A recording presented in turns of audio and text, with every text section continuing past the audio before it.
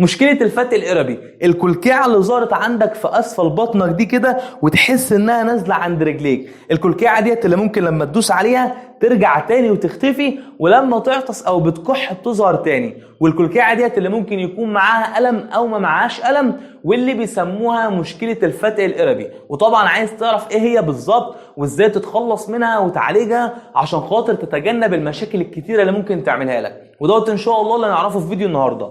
وببساطة جدا فكرة الفتق القربي او الفتق عموما هو ان جزء من جدار عضلات البطن بيحصل فيه ضعف، فبيخرج من خلاله جزء من الاحشاء، وعلى حسب المنطقة من عضلات البطن اللي حصل فيها ضعف واتفتحت ديت وخرج منها الاحشاء بنسمي نوع الفتق دوت. في حالة بقى ان جزء الضعف دوت حصل فيه اسفل البطن كده من عند الخط اللي هو ما بين البطن والساق، ويطلع بقى منه الاحشاء، يحصل ضعف في العضلات بتاعه البطن اللي في الناحيه دي وتطلع منها الاحشاء وتنزل، بنسميه بقى في الحاله ديت مشكله الفتق القربي.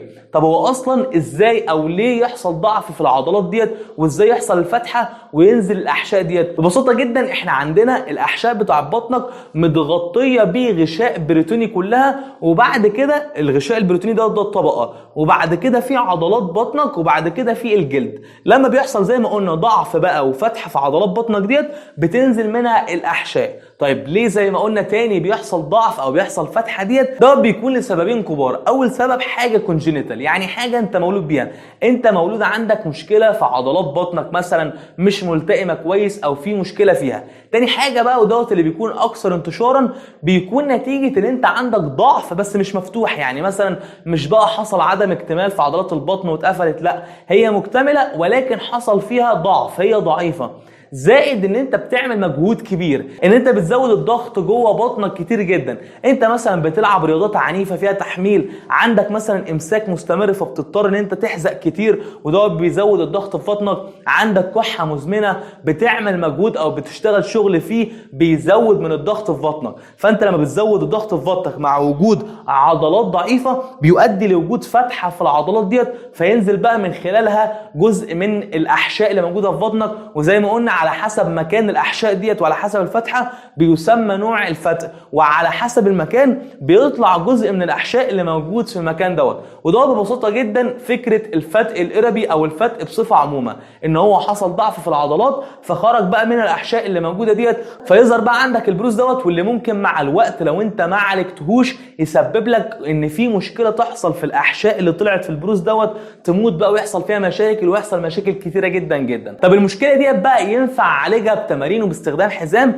للاسف لا، لازم عمليه جراحيه. عمليه جراحيه بتحدد على حسب حاله الاحشاء اللي خرجت ديت، هل هي حصل فيها ضرر، هل هي اتاثرت ولا لا. لو هي ما اتاثرتش خلاص بترجع وبيبتدي الدكتور يخيط لك العضلات في بعضيها ويحط لك زي شبكه كده تدعم لك المكان دوت عشان خاطر ما يحصلش ان العضلات تتفتح تاني وتظهر المشكله تاني. ولو بقى حصل مشكله في الاحشاء ديت اللي طلعت نتيجه الضغط على الاوعيه الدمويه، الدكتور الجراح بيتعامل معاها وبيشوف الانسب ليها وبيعمله. فبالتالي لازم عمليه جراحيه. يعني يا دكتور مفيش اي اهميه للتمارين؟ لا طبعا، مين قال كده؟ دور التمارين بيجي بعد العمليه الجراحيه، بعد ما الدكتور الجراح بيعمل عمليه جراحيه وبيطمن على ان الجرح التئم، بيجي بقى دور التمارين العلاجيه. والتمارين العلاجيه اللي بتساعد في تقويه عضلات بطنك عشان خاطر تقويها، عشان خاطر ما يحصلش فيها ضعف تاني، او عشان خاطر ما يحصلش فيها فتحه تاني ويظهر عندك او يجي لك الفتق دوت تاني.